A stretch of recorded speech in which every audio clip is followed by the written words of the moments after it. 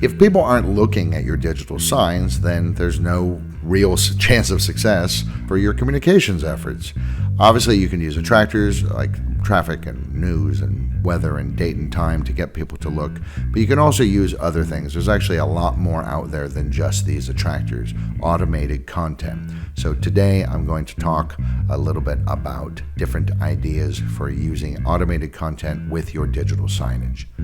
I'm DeWitt, communications specialist for Visix, and I'd like to thank everybody for listening.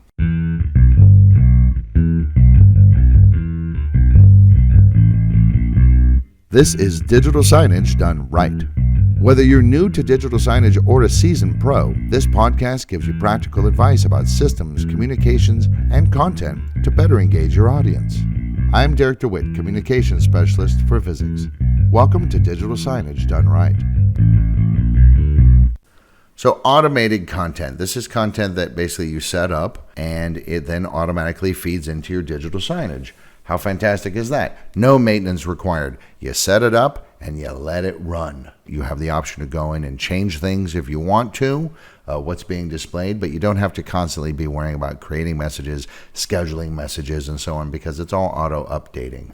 This then frees you and your staff up to create good, high-quality, targeted, original content, making sure that the information you push out is current, that it's accurate, and this other stuff is all just being taken care of for you. And it looks good also. You can decide how long particular data stays up on your screens. You can mix it into your overall sort of communication strategy, or you can just have it front and center all day long. This is especially a good idea if you have some public-facing digital signage. It's a pretty wide swath of the population out there, and you're probably sure to hit some interests. So let's talk about the beginnings of this first. Date and time. Everybody wants to know the date and the time. And you would think that people know the date and the time, but you forget. People constantly refer to the date and the time all the time. They're constantly pulling out their phones to look at it, and you don't want them to look at their phones. You want them to look at your digital signs. So put that information up there. You can change the format and the placement of your date and time. Don't always have it in the upper left corner. Some layouts it's there, some layouts it's someplace else. People will get used to relying on the screens for this information, and sometimes it's 2, 3, 4, 5 times a day where they may think, oh, I wonder what time it is. And if you move the location in the layout in different layouts throughout the day, they'll have to kind of scan for a moment and look around and find it. And in the meantime, they're being exposed to your other content. Weather is another one. People are always wanting to know about the weather, especially forecasts for tomorrow and the days ahead and the weekend. It's easy. These are simple data mapping tools. You simply put in your zip code and the weather data shows. And you can choose what data to show. Current weather, you can show a forecast, 1 day, 2 day, 5 day, highs, lows, humidity, wind direction if that's important, things like this. You basically just format the look and where in the message or on the layout on the digital signs it's going to go, and then that's it. The most current data is automatically being pulled in from some weather source. Some people use AccuWeather, others use NOAA. It really doesn't matter. You can even have a weather ticker if you want that shows auto-updating information. Then there's news. Everybody wants to know what's going on. Things seem to change all the time. I know I personally I use the BBC news app. I check that thing 5-6 times a day. You basically have 3 options for showing news on digital signs. You could show cable TV, you can show RSS feeds, or you can get a news in pictures subscription. Cable TVs are rather common in airports, break rooms, things like this. Every time I go to an airport, they're showing usually CNN, but some sort of cable news feed of some sort. RSS feeds are great for tickers.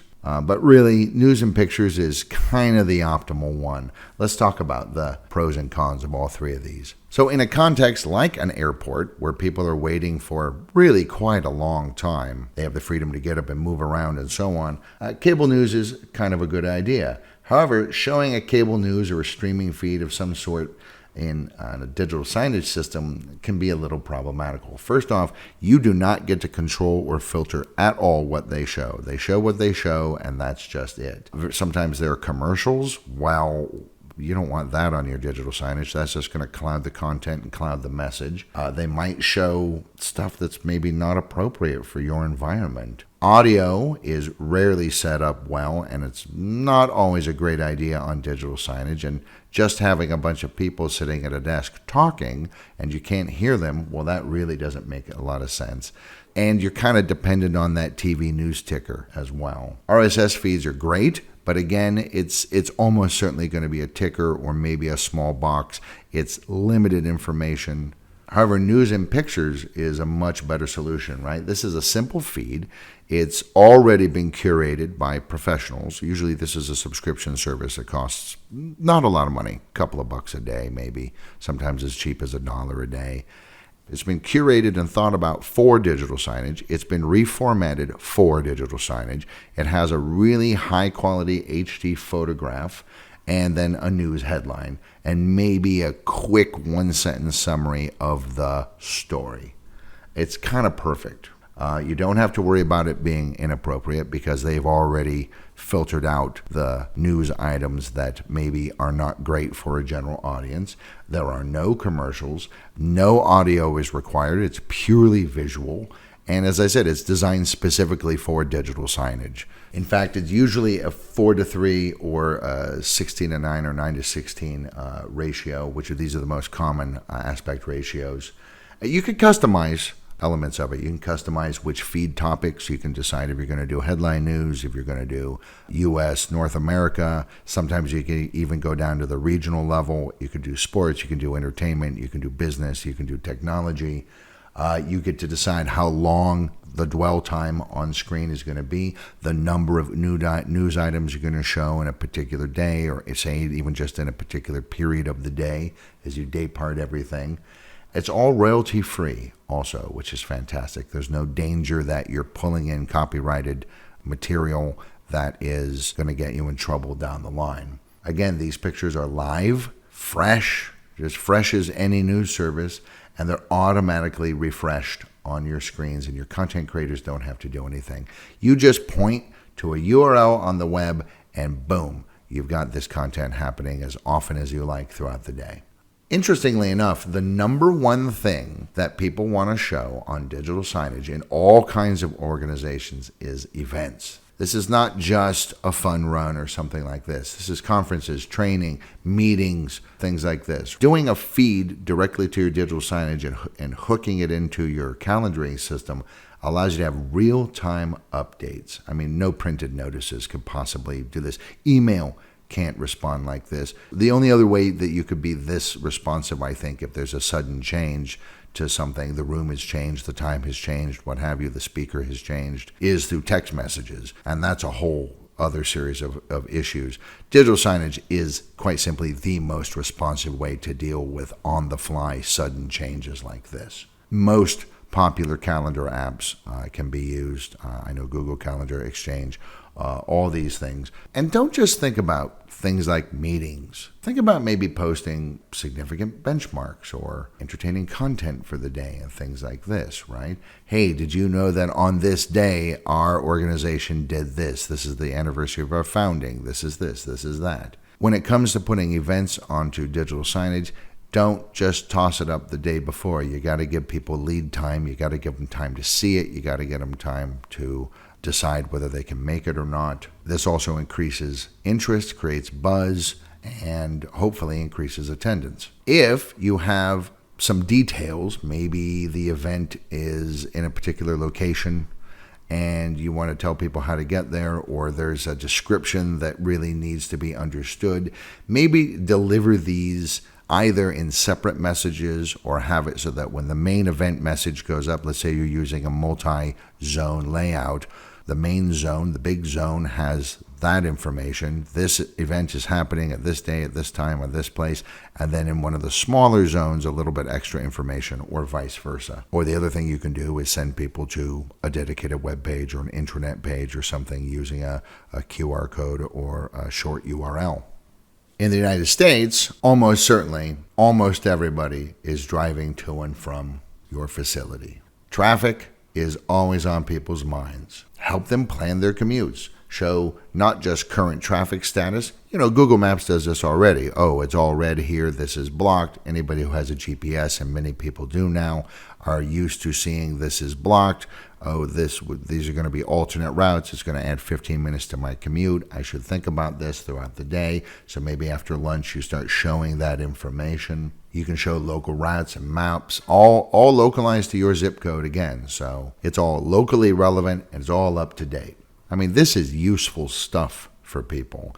If they know that all they have to do as they're walking down the corridor or through the lobby or in the break room getting that 19th cup of coffee of the day is look over at the digital sign and they're going to get this information, they're going to be looking at those signs all the time. Some places have large campuses. Obviously, a university has multiple buildings spread out over a rather large physical area. Some corporate campuses do as well, or maybe you have different spots around the town or around the city. Sometimes you can integrate bus maps and shuttle information as well, so people can see, oh, it's going to be this long until this shuttle gets here or this bus gets here, and you have that information available for people all the time so they know how long they have to wait, especially, let's say it's raining. And sometimes you could even have an animated map that shows exactly where the bus physically is at this particular moment. So people can, it just helps reduce, it's very much like with queuing systems, it helps reduce perceived wait time. People feel like they're participating in the journey even though the bus or the shuttle hasn't got to them yet. You could show the map in a content zone, or you could use a hotspot and let people tap that and it jumps up to full screen kiosking suddenly right then and there. If you have a multi-touch display, you can let people zoom in and out just like they would on their phone or on a tablet. Or you can offer arrow controls and let people kind of move around just by tapping the arrows up, down, left, right to move around the map. Obviously, you're not going to stick shuttle mapping stuff deep inside of a building. You probably want to put it in the lobby, maybe near exits, so people can check the situation with the buses or the shuttles as they're walking out the door. I mean, communications today really it's a two-way street, and social media is primarily responsible for that. It really has transformed the way that we deal with data, the way that we use technology to interact with each other. It kind of builds a sense of community. It encourages participation. Which social media platforms could you use on your digital signage? Well, I guess that kind of depends on who your target audience is. Pew Research said back in 2018, YouTube and Facebook were still the most popular sites in the United States. YouTube at 73% usage. Across all age groups.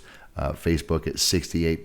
Instagram's coming up fast, especially among millennials and Gen Zers. It's nationwide, it's about 35%, but among millennials, it's way, way, way higher. Snapchat is being used more and more, again, also by younger people. Professionals, still a little over a quarter of the people in the United States use LinkedIn. Twitter is about the same, about 24-25%.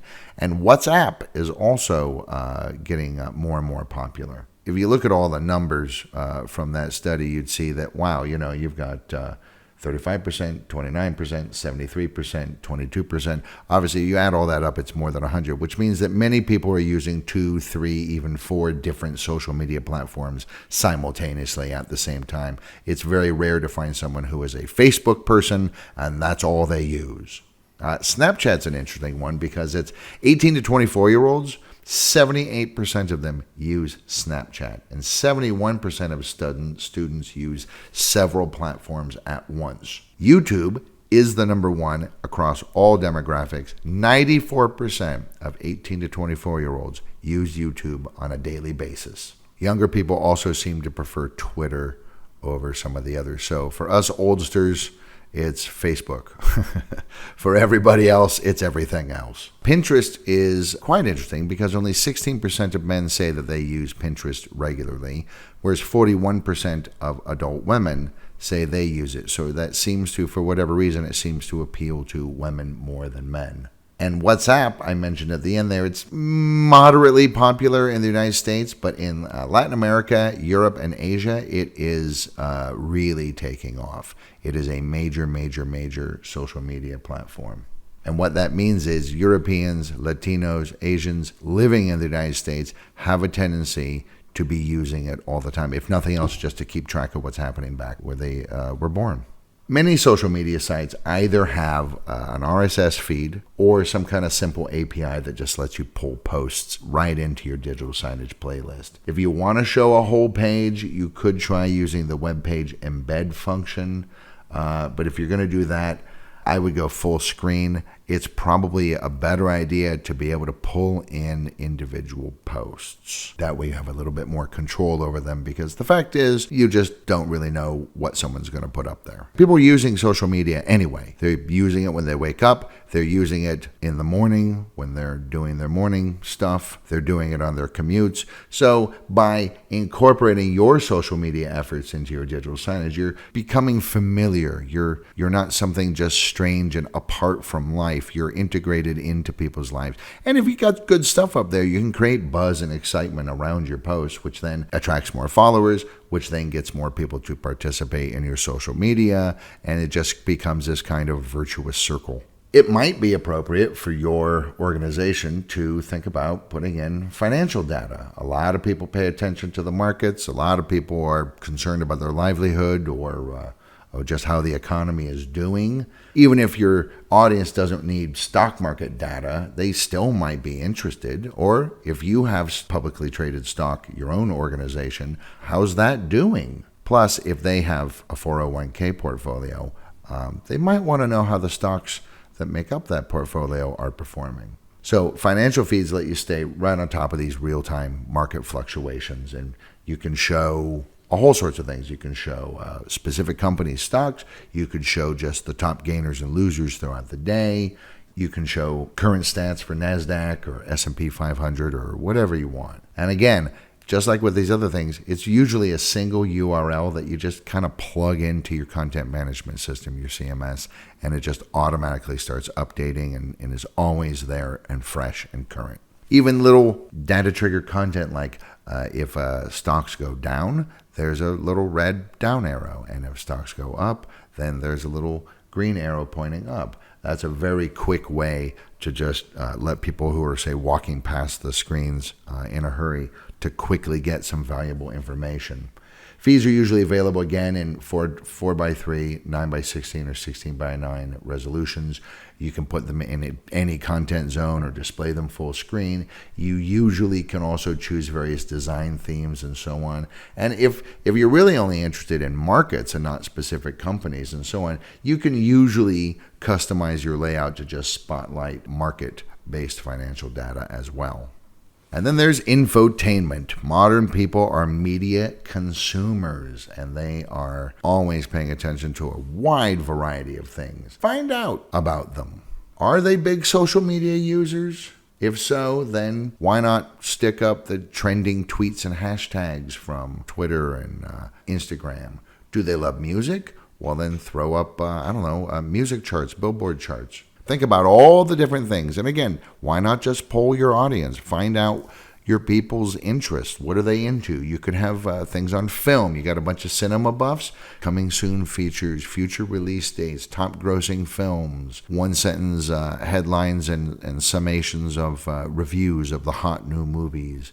TV, same thing. Top choices, TV ratings. Sports, absolutely. Local teams, favorite teams, national teams, regional teams, upcoming games and times, maybe photographs from recent games. Top of the charts for music, but also album release dates, reviews, local concerts. This group is coming to our area. How interesting. Food, a lot of foodies out there. You could have spotlights on local restaurants. You could put in feeds about local food festivals. You got food trends. You could have recipes up there. Photo of the day, just some beautiful spot someplace in the world for people who like travel, or destination spotlights, or even travel deals. Hey, did you know this airline is having a 30% discount for the next 48 hours? What a great thing to learn from your digital signage. Thanks, digital signage. I just booked myself a fantastic holiday at a cheaper price entirely because of you. Health, exercise tips, air quality, pollen count, allergy awareness, things like this. Even local health events, amateur sporting events, marathons, things like this, even trivia. People love trivia. Did you know? Fun facts. Local trivia nights. Most small cities and up have at least one, if not many, trivia nights. Find out if some of your audience go to them and maybe promote them. Local events, community calendars are another great thing. You can have flight boards with flight information updates, especially useful for a place where people are coming there from the airport, I don't know, a convention center or a hotel. Inspirational quotes, some people like this. Heck, even amusing memes. This is a trending meme right now. If your organization has a lot of customer service tips, advice on safety in the facility, general safety advice or specific to your facility,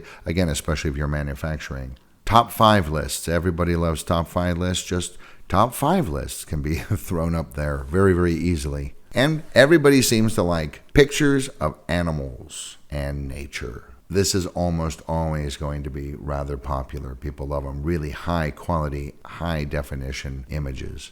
Remember, these messages are all supposed to be fun. I mean, this is fun when all is said and done. You know, you're a big corporation. You're not about local concerts or recipes. That's not what you do. But you're using this stuff because your people are interested in it to get them to look at the signs. So make sure that they're visually exciting. You need high quality photos. You can use just a panning effect to add a little bit of movement to draw the eye in a bit more. You could use very short video clips. We're talking 5 seconds here. Just a quick image, a Cinemagraph. I constantly talk about Cinemagraphs because I think they're neat. Apparently nobody uses them, but I happen to really like them. And, you know, even just a quick, easy to read bullet list, 3-4 items, boom, boom, boom, boom. The more visually appealing the message is, the more likely it is to attract people. The more valuable the information or the more pleasing the message is, the more likely people will come back. They will become repeat customers and they will come back and look at your screens again and again and again. You don't want to overload your playlist, right? You don't want to just make it all about this stuff. The idea here is to use this stuff, things that people are already interested in, to attract them to the digital signs so that they can receive the other content. So by including these value add messages that are tailored to your audience's interests, you really create it's a much more well-rounded digital signage strategy, and this will attract and engage more people. Instead of just being all about the organization, it can feel a little big brothery sometimes. This is your way of letting them know that this communication system is not just about pushing company goals, but this is about them and about you as an organization, and you understand that you're all part of a much bigger world. And that world is beautiful and fun and interesting. I'd mentioned earlier that showing real-time information, say where a bus or a shuttle is right now on a map, helps reduce perceived wait times. Queuing systems are another. It's automatic content that shows in real time people's progress towards a very specific goal, which is getting waited on, getting helped. Study after study has shown that putting that information up on screens drastically decreases perceived wait times and basically makes the overall experience better. Even a system as simple as, maybe you see this at a local post office or government office, even as something as simple as, I'm number 17, I took my little ticket, I have 17, I look up, it's at number 11. I mean, why make people stand in a line? I think those days are kind of gone. How about they sit down and get up when they need to get up? You can show the current ticket being served, obviously who's next, which workstations or counters are free. Different zones on the screen too. If you're using a multi-zone layout, you can show ads and messages along with this queuing data. They are looking at that screen for that queuing data.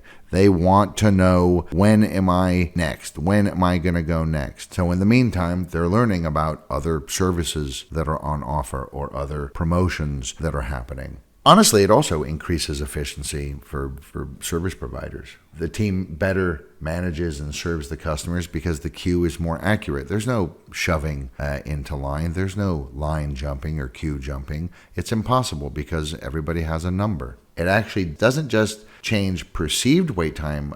Studies have shown that systems like this do actually increase the efficiency of the line overall and make them move along faster. I mean, yes, you're saving 30 seconds here, 30 seconds there. Well, that adds up over time. And you have a pretty captive audience there. I mean, it's kind of a perfect opportunity to show important messages that you really want people to see and remember.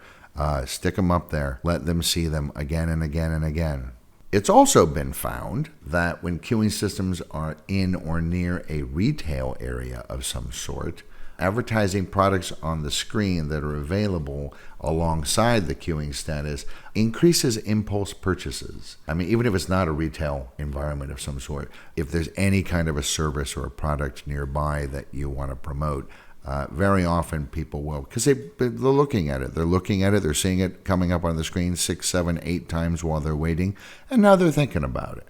If you've got touch screens or interactive kiosks, let people open up the queuing application and they can enter themselves in a kind of a virtual line. This can also be integrated with interactive wayfinding. You can have directories with personnel or departments, and also zones for services or selected products. And having some kind of an interactive display or kiosk is often a good way for people to kill some time while getting valuable information. While they're waiting, they're playing around with your cool, really well-designed interactive layout. And the last thing I want to talk about is menu boards. Menu boards are for on-site food and drink refreshment facilities. They really improve a customer experience. First off, you save them time because they can look at the information and not be standing in that queue. They can get the information someplace else, and they get more information. Digital menu boards are really, really flexible, and you can really easily change the information that you have on there simply by data mapping menu items or prices or images based on certain variables. So that means they're perfect for a daily special or for a morning special. Hey, get a coffee and a croissant between 9 and 11 and get a second croissant free or something like that. Then, oh, wow, it was so popular, we ran out of croissants. And then your signs just update. Your digital signs, because the information is being entered elsewhere, probably in an inventory system, it just automatically updates and the audience knows, oh, something else has happened or that special has gone away, so they don't show up there and then be disappointed. If you're down to just a few items, you've got just 3 of those tuna salads left and you really want to push them, you can right then on the spot create a special offer and push them out there. 20% off if you come in the next 15 minutes. A lot of people today seem to have allergies or dietary restrictions or what have you, and menu boards are just fantastic for this. Nutritional information can be displayed right there, as well as, hey, does this contain nuts? Does it have gluten? Does it have this? Does it have that? You can also use the screen real estate of your digital signs to sort of boost interest in other things in the facility. And you're not printing flyers, you're not printing posters, you're not printing menus. So you're saving money, you're saving time. Your staff has to spend less time repeating the same information over and over and over so they can concentrate on giving good individualized customer experiences. Interesting statistic, about 70% of restaurants that have added electronic menu boards find that they make back the investment cost of those menu boards within the first 18 months. So that means starting month 19, you've recouped your setup costs, and now customers, employees, your whole organization is continuing to get benefits, but you're not spending any extra money. Now, those are just some of the automated content options available to you out there in the digital signage world. There are other things as well. You can get content subscriptions, which is a whole other thing, much like news in pictures, which I talked about earlier. Data visualizations. Both of these topics are covered in other podcasts, so listen to them. So the burden of content creation is not entirely on your shoulders. You have a lot of options out there that are not just time savers, not just easier on you as content creators or managers, but are super beneficial to the audience and super beneficial to your organization and help promote the entire digital signage communications experience, making it more interesting, more appealing, and more effective. I'm Derek DeWitt, Communications Specialist for Visix, and I would like to thank everybody for listening. Hey, want more free stuff? Then head to the resources section of Visix.com for free masterclass guides, blogs, videos, and more to help you with your digital signs. Please share, subscribe, and leave a review of this episode and connect with us on social media.